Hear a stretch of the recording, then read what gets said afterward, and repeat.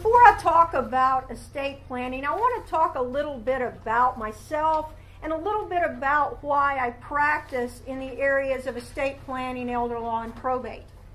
I am an attorney. My name is Linda Melancon, for those of you who have never met me. I have lived here in Louisiana for about 21 years now. I moved here from Alabama after I met my husband, Mike Melancon. When you have a name like Melancon, you can't live very many places. So I had to move here to South Louisiana. Mike and I have 3 children. Like I said, we married about 21 years ago when I moved here. We have 3 children, Michael, who is 36, Jennifer, who is 35, and my daughter, Sarah, in the back, who is 19 and a sophomore at LSU. Now, those of you who are trying to do the math really quick, I got married 20 years ago. I have a 36 and a 35-year-old. Those are my stepchildren, and so we have a blended family. We also have 3 grandkids now, and another one on the way in April. We've got Ashley, who's 6, Benjamin, who's 3, Emma, who is 1, and then, as I said, we have another grandchild coming in April. And so family is very important to me. And when I started practicing law, I did a lot of different things, but I realized that I wanted to narrow the focus of my practice to just a few things. And I looked at the type of law that I practiced, and I realized that drafting wills and helping people with their planning was something that I liked a lot. And so I started to learn more about estate planning in 2004.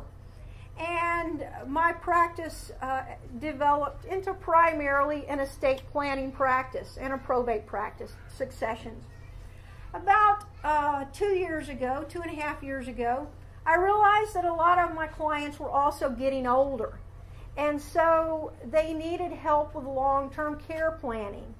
As a result of that, I started to learn more about elder law and how I could help out my clients who were aging and who needed long-term care.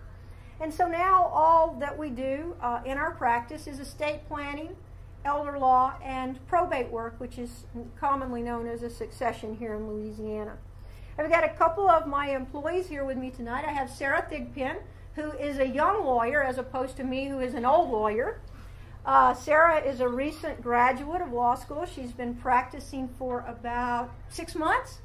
Yeah, I keep her chained to the chair most of the time. Her husband was complaining a little earlier about her not getting home early enough. But practicing law is difficult. It's hard to learn everything you need to know. As I said, I also have Sarah Melancon, who's my daughter, in the back. Sarah works for us. I'm not really sure what Sarah's title is. But I have to pay for her to go to college anyway, so I might as well get something out of her. And actually, Sarah does whatever we ask her to do.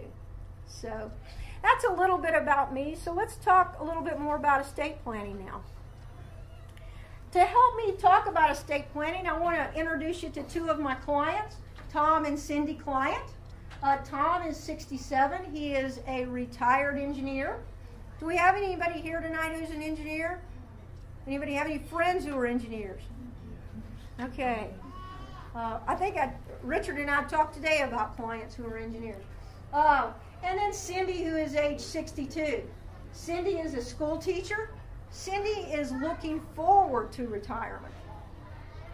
Tom and Cindy have 3 kids, Peter, Paul, and Mary. Any of you here remember Peter, Paul, and Mary? Any of you old enough to remember that? Well, Mary is their oldest. Mary is 37. She is a CPA. She's married and has 3 children. It's tax season, or almost tax season, and Mary works a lot of hours. So Tom and Cindy often keep the children for her. They also have a son, their middle son, Paul. He is 34. He has Down syndrome. He has a job. He works in a mailroom. He also receives SSI benefits and Medicaid in order to help pay for his health care. And then they have their youngest son, Peter. And we all know a family who has a Peter in the family. Peter is 32, as I said. He has no job to speak of. He devotes most of his time to his band. He's divorced and he has 1 child. Tom and Cindy have some assets. They have a home. It's worth about $250,000. Some furniture, household goods, some automobiles, an RV, a boat. They have some investments, some life insurance, and some retirement plans. So the total of their assets is about $655,000. Before we talk specifically about Tom and Cindy, we're going to talk generally about estate planning. Estate planning involves a maze of legal issues. You have to know a lot of things in order to do proper estate planning. You need to know about will and trust law. You also need to know about probate law, tax law, real property law, debtor and creditor law, Medicaid law, and law regarding veterans benefits. But this isn't law school, and so I'm not going to try to teach you everything there is to know about these topics. But what I am going to do is hopefully at the end of the presentation, you will know enough to know what your next step needs to be. Before we can talk about estate planning, we have to know what your estate is. Basically, your estate is everything that you own. It is your house and any other real estate you own, regardless of where that is located. It's your cash and all of your cash accounts, your checking accounts, your savings accounts, your money market accounts, your CDs, any investments that you might have, any of your personal property, stocks, bonds. All of those things are a part of your estate. But in addition to that, your estate also includes your retirement plans, your IRAs, your 401ks, 403bs, annuities, stock savings plans. And at least for estate tax purposes, your estate also includes any life insurance that you have. And that's the value that your life insurance has after you've passed away. It's not the cash value that it has while you're living. It's the value it has when you're deceased, the face value. So for most of us, there are two things that are true. First of all, when we add up all of those things, we're probably worth more than we think we are. And secondly, we're probably worth more dead than we are alive. As I said, your estate includes also your retirement plans and your life insurance. There are a lot of different definitions of estate planning, but this one is my favorite. It says, I want to control my property while I'm alive and well. I want to plan for me and my loved ones if I become disabled. And I want to give what I have to whom I want, the way I want, and when I want to, while at the same time saving every legally allowed professional fee, tax, and court cost. Proper estate planning also makes sure that we avoid what I call the evils of estate planning. And those are living probate, death taxes, and estate depletion due to long-term care costs. As I told you, Tom is retired. He likes to fish a lot. This particular day, it's a beautiful day. He's caught his limit. And Cindy has been bugging him. She said, you know, Tom, I'm going to retire soon. And so I want you to call that lawyer. You know, the one that helped us out a few years ago when Peter was in some trouble. And I'd like to see if he can do our will. And Tom has other ideas. He suffers from an ailment that a lot of us suffer from, procrastination. But like I said, he had a really good day fishing, and he said, you know, Cindy's right. When I get home today, I'm going to make that phone call. I'm going to call the lawyer and see if he can draft some wills for us.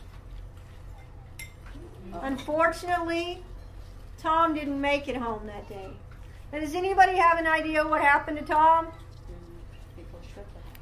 Went to heaven? He died? Anybody have any other ideas? Well, that's usually the response I get. He died. But if I had him die in this part of the seminar, it would be over. And so I'm going to have to go a little longer. Fortunately for Tom, he escaped this accident with just some bumps and bruises. But it did change his attitude a little bit about whether he needed to do some estate planning. So once he recovered, he made that phone call. He called the lawyer and said, you know, Cindy's been bugging me to get our wills done. Do you think you can do that for us? And the lawyer said, well, I've never really done that before. I don't do that type of law, but it can't be that hard. I'm sure I can find a form for that. So come on down. And they did. They went and visited him, and they signed their wills, and they felt a lot better. They were relieved that they had taken care of something that they knew they needed to take care of. And they did what I call an I love you will. Tom said, Cindy, I love you so much. When I die, I'm going to give everything to you. And Cindy said, well, you know, Tom, I love you too, and when I die, I want everything to go to you. And then when both of them passed away, they said, we want everything to go to Peter, Paul, and Mary. This is a really common type of will, and it will suffice in a lot of circumstances. But we're going to see how this will work for Tom and Cindy. As I told you, Cindy was looking forward to retirement. A few years pass, and she finally does get to retire. She's now going fishing with Tom. She's having a great time. I'm not so sure about Tom, but she's enjoying things. And a few more years pass, and Cindy starts losing interest in the things that she's always enjoyed doing. She no longer wants to go fishing. She's lost interest in a lot of the hobbies that she had. And just last week, when she was coming home from the grocery store, a trip that she had made many times before, she forgot how to get there, and she had to get home, and she had to call Tom to help her out. Well, Tom and Cindy knew something was wrong, and so they went to the doctor, and he ran some tests, and he came back with some bad news. He had diagnosed Cindy with Alzheimer's. And he said, you know, you really need to make sure that you take care of your affairs. Now, I don't know how many of you know someone that has Alzheimer's. In my practice, I see someone almost every week, or a family who has someone who's affected with this disease. And so it's really, really prevalent today. I saw a lady today who was in the early stages of Alzheimer's. But Tom and Cindy said, you know we have a lot of things to take care of, but we've already done our wills, so we're not worried about that. And so they thought that was one less thing they needed to do. But we're going to find out how the things that lawyer didn't know is going to cost Cindy and Tom a lot of time and a lot of money and probably some heartache.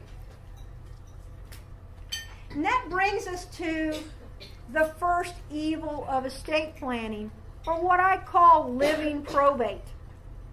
Now, this is not really called living probate. It is called, here in Louisiana, an interdiction. Here in Louisiana, we call everything something different than they do in other states. In most states, this would be known as a guardianship or a curatorship. But here in Louisiana, we call that living probate. Now, it takes place while you are living, and it also takes place in the probate court. And that's why I call it living probate.